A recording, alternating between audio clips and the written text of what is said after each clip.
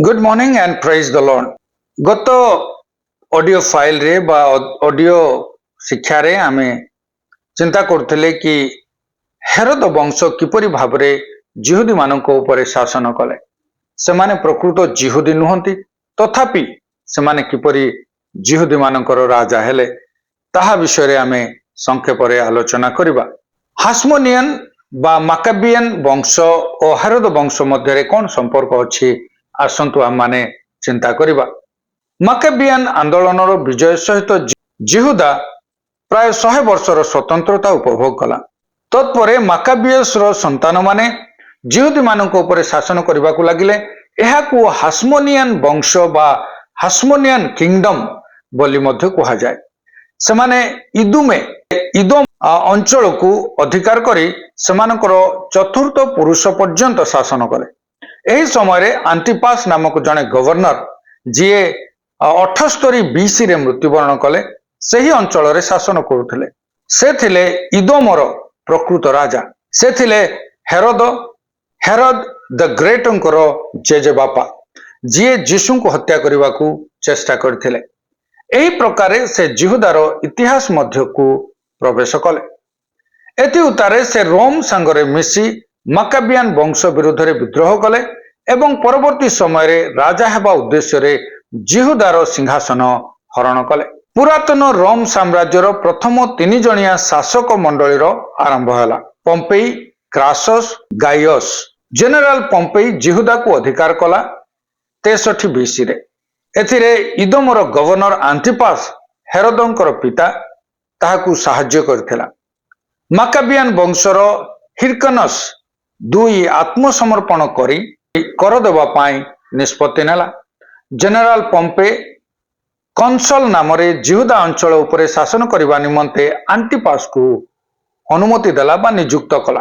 Kaiser एकीभूत बा संयुक्त देश तथा साम्राज्यर प्रथम महानायक बा शासक तथा सम्राट है। काइसर हिरकानास 2 को गोटे अंचल गवर्नर नियुक्त कला और आंटिपास को जिहुदार एक विशेष अधिकारी एग्जीक्यूटिव ऑफिसर भाव नियुक्त कला। आंटिपास तार सान पुओ हेरोद द ग्रेट को गालिलीर गवर्नर भाव नियुक्त कला। काइसर को 44 BC रे हत्या करागला। पुरातन रोम साम्राज्यर द्वितीय 3 जणिया शासक मंडली आंटोनियस, अगस्टस, लेपिडस। अगस्टस काइसरर पोष्यपुत्र और आंटोनियस परस्पर विरोधी थिले। आंटिपाटर बा जहाको आंटिपास मध्य कहा जाए तांकर हत्या करागला और तांकर पुओ हेरोद द ग्रेट मिस्र देश को पलायन कले। हास्मोनियन वंशर माकाबियन परिवारर आंटिगनस पुनर्बार जिहुदा उपर शासन कले। हेरोद द ग्रेट रो चाप जोगु रोमियो सिनेट बा परिषद हेरोद द ग्रेट को जिहुदार राजा भाव नियुक्त कला। रोम रो साहाय्य से जेरुसालेम को हस्तगत कला और वर्तमान से उभय नाम और वास्तव जिहुदार राजा हैला। अगस्टस रोम रो सम्राट हैला। नूतन नियम परिलक्षित होउथबा मुख्य उपाधि बा चरित्र गुड़िक विषय आसंतु चिंता करिबा। प्रथम हेरोद द ग्रेट से जीशु को जन्म समय जिहुदा प्रदेशर राजा थिले। ताहापरे से जिहुदा प्रदेश को 3 भाग रे विभक्त करी से गुड़िकरे तांकर 3 पुत्रन को सामंत राजा भाव नियुक्त कले। एही सामंत राजा विषय रे आमे अनेक समय नूतन नियम रे पाठ करि थाउ। हेरोद आर्खिलय, जिहुदिया, समरिया, इदुमे एही 3 अंचलर से सामंत राजा थिले। हेरोद आंटिपास गालिली और पेरियार सामंत राजा थिले।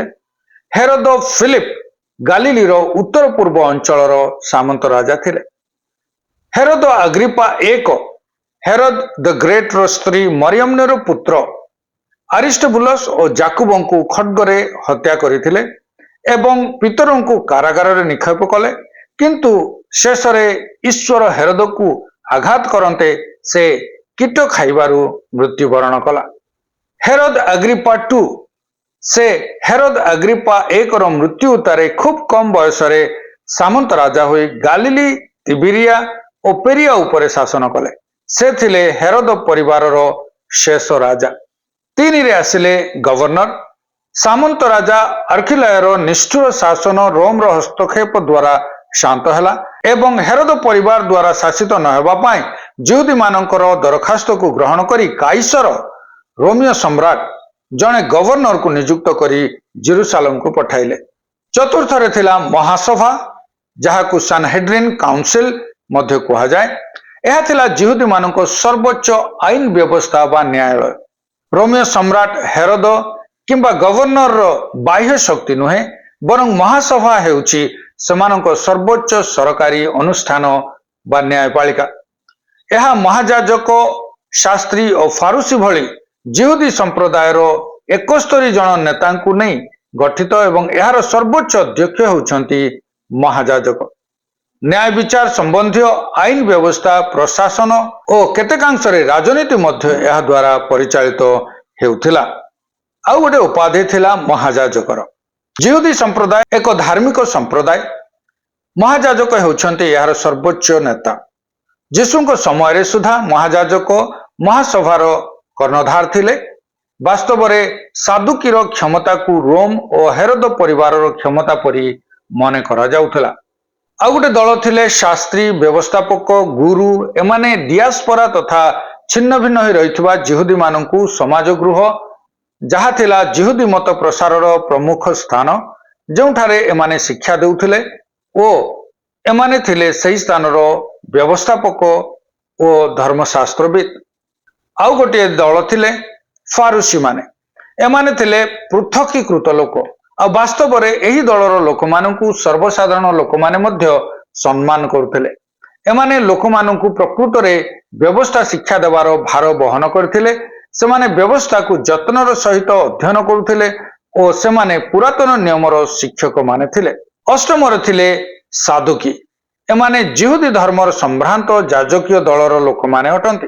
सादुकरू एही नामटी उद्धृत होइछि।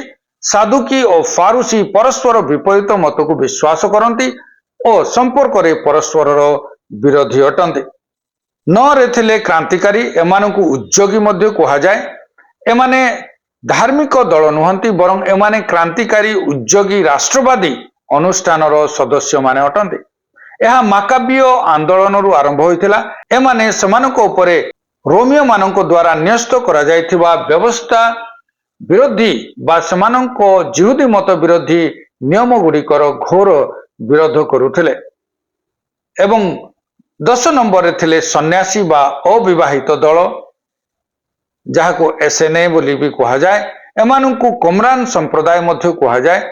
एमाने गोटिए सम्मानीय बा आदरणीय संप्रदाय अटंती। एही दलर लोक माने प्रांतर रे एकांत जीवन बितांती। एही धार्मिक संप्रदाय आत्म अस्वीकार और सन्यासर जीवन बंचंती। गुंफा मध्यरु मृत सागर नलाकार पुस्तक डेड सी स्क्रोल रो आविष्कार एक गुरुत्वपूर्ण दस्तावेज बा रेकर्ड जहाँ पुरातन नियमर निर्भुलता संबंध रे साक्ष्य दिए और एहाकू एही दलर लोक मानक अवदान बोली विवेचना करा जाए।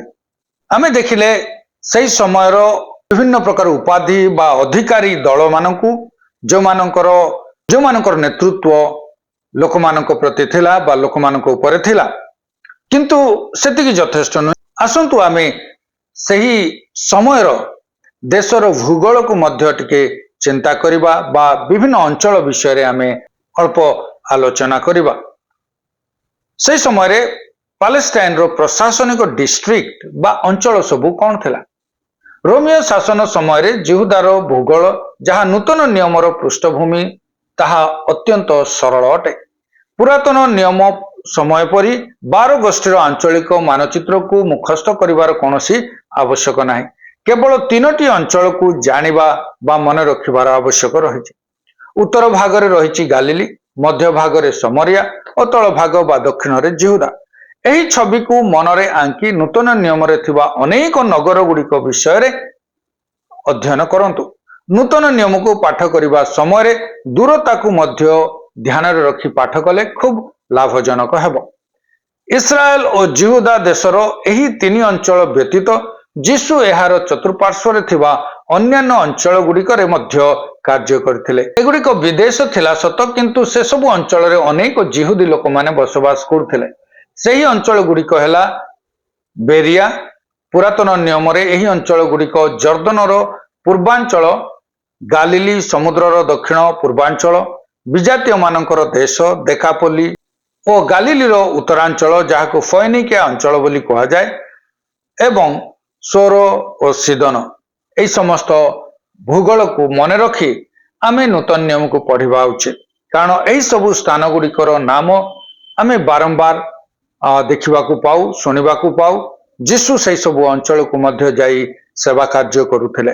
ତେଣୁ ସେହି ଅଞ୍ଚଳ ଗୁଡ଼ିକ ବିଷୟରେ ବା ସେହି ଭୂଗୋଳକୁ ଜାଣିଲେ ସେହି ଅଞ୍ଚଳର ପରିସ୍ଥିତି, ରାଜନୈତିକ ସ୍ଥିତି, ତାହାର ଶାସକ, ଏ ସମସ୍ତ ବିଷୟ ଜାଣି ଆମେ ନୂତନ ନିୟମର ପୃଷ୍ଠଭୂମିକୁ ପ୍ରକୃତରେ ସରଳ ଭାବରେ ବୁଝିପାରିବା। ପ୍ରଭୁ ଆଜିର ଧ୍ୟାନରେ ଆମ ସମସ୍ତଙ୍କୁ ଆଶୀର୍ବାଦ କରନ୍ତୁ। ଧନ୍ୟବାଦ।